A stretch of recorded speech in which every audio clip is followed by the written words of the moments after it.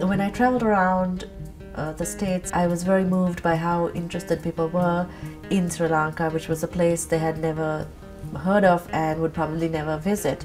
And it made me realize what an appetite there is on the part of Americans to learn about other cultures and other places. A Disobedient Girl is set in Sri Lanka, and it has two parallel narratives, but they take place in two different time periods. And they run together in alternating chapters, and the two main characters, one is an older woman with 3 young kids, one is a very little girl who's working as a servant in a household in the capital city. Their lives come together at the very end of the book, so you get the sense of why this story is told in this way. The younger girl in the story, the little girl who works as a servant, was based on a girl who used to work at my grandmother's house. That's where I met Latha.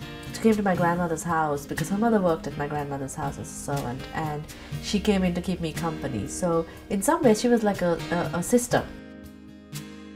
You know, in Sri Lankan society, women are highly valued and respected, and they have significant roles to play in public and, private. But I think it all kind of overloads on the expectation front, and so the women don't really have enough space to express their personal selves. My hope for people who read this book is that they will see the country differently than they might see it when they hear it on the news. It's a place which is very complex, it's a very complex culture, but it's also a very accessible culture if you want to see it. This is a section from the book where one of the main characters is making a journey by train into the hill country. Everything is visible again.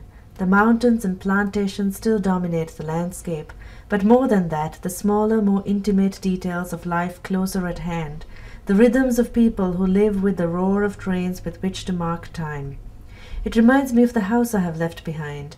These fly-by pictures of women tending small fires, half-naked children brushing teeth and waving to metal cars with blurred faces.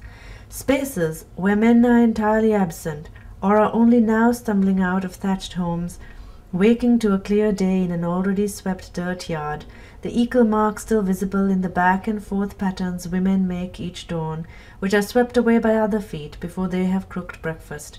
These mandalas that nobody notices unless they are created by monks in saffron robes.